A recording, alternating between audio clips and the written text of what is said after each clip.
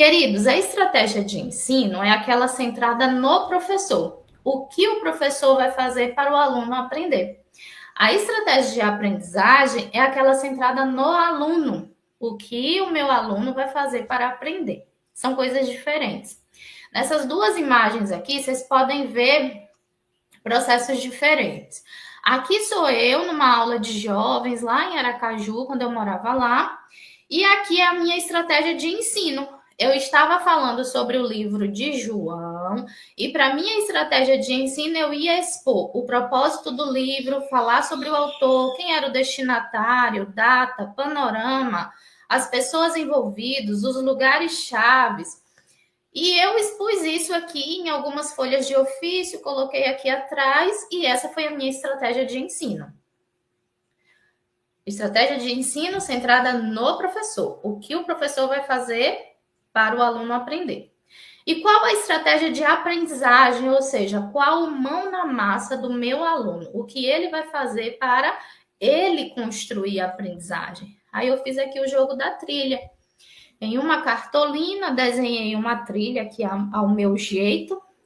Os perfeccionistas morrem nessa hora, eu não sou. Olha só, o caminho não está aqui tão lá ideal, mas é o meu jeito. Eu sou costumo dizer, uma pedagoga aos avessos, que a minha parte manual é péssima. Do meu jeito aqui, eu fiz minha trilha, peguei pedaços de folha de ofício e fiz como se fossem as cartinhas aqui desse jogo, onde tinha perguntas. Peguei uns peõezinhos, que é de um jogo que a gente tinha aqui, que era o Banco Imobiliário. Para os números que as pessoas iam caminhar, eu fiz em pedaços de folha de ofício, números de 1 a 6, que ali eles sorteavam. Tirou 3. Pronto, o seu grupo só pode caminhar 3 casas se você responder corretamente essa pergunta, que tinha a ver com os tópicos da lição. Essa foi a minha estratégia de aprendizagem.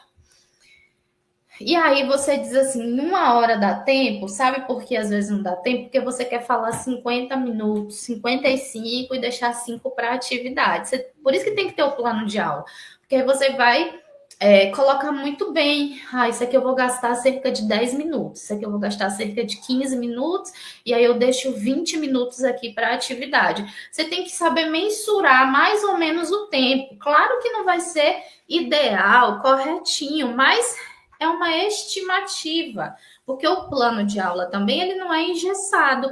Vai que surgiu uma discussão ali legal, tem a ver com o que está tratando, e o aluno trouxe uma discussão bem interessante. E aí você mudou a perspectiva. Tá tudo bem. O que não pode é cair no descontrole do professor e surgir um momento em que foge do tema da aula, começa uma contação de testemunho, começa um processo de reclamar de algo que está acontecendo ali na igreja que o irmão não concorda, porque, afinal, a escola bíblica é o único momento que as pessoas têm para falar. E aí acontece muito na classe de senhoras e senhores em que eles ficam querendo trazer para o fórum da escola bíblica muitos assuntos que não têm a ver com o que precisa ser discutido. E aí, professor, com muita educação, você vai trazendo o aluno, né? Vamos voltar aqui, pessoal. Ou eu já ouvi professor dizer assim, eu tenho dificuldade quando eu oportunizo uma atividade, meu aluno fale, porque ele quer falar demais. Aí eu já digo para as minhas alunas, hoje eu estou nas senhoras, você tem 3 minutos, coloque no cronômetro. Quando der o tempo, eu levanto a mão, uma plaquinha, alguma coisa, e te sinalizo que o seu tempo acabou.